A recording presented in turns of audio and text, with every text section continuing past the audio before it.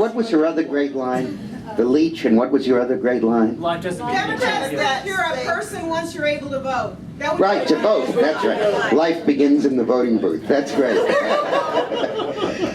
So, actually, it usually ends before you vote in Chicago. But, so that is really what's happening with our economy. Now, what we need to do is to stop the borrowing, cut it back, cut the spending back. And while that will have, there'll be a little less money out there for people to pay down their credit card balances, it's not going to hurt the economy because nobody's spending that money anyway.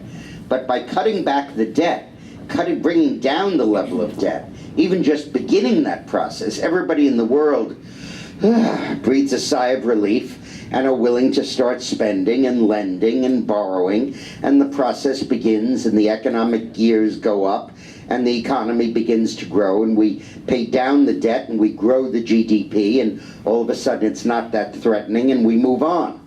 But to continue these policies just absolutely will destroy this world, the global economy. And you're seeing it in Greece, where it's ultimately going, but it's going to go all over the place unless we take action and deal with it.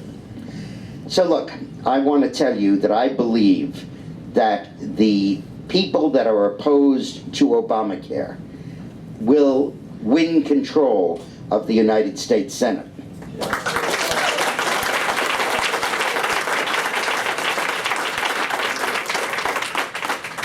And the people that are opposed to Obamacare will win it by a pretty good margin.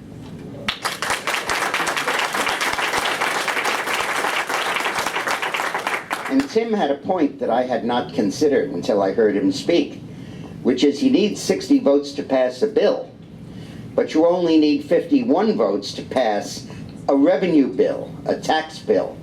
That process is called reconciliation. Now, Obama used it to pass Obamacare, and especially now that the Supreme Court has ruled that it's a tax, we can use it to repeal Obamacare.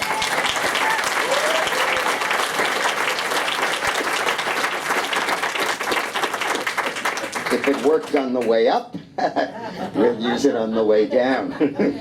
And I believe that that is going to happen. But look, we have to understand that Tim Kaine was the cheerleader for this entire process. Every one of the issues we're talking about. He left the governorship of Virginia. By the way, he left us a hostess present. Thank you, President. $4.6 billion of debt. You know, I used to work for a president whose wife took the White House china. Well,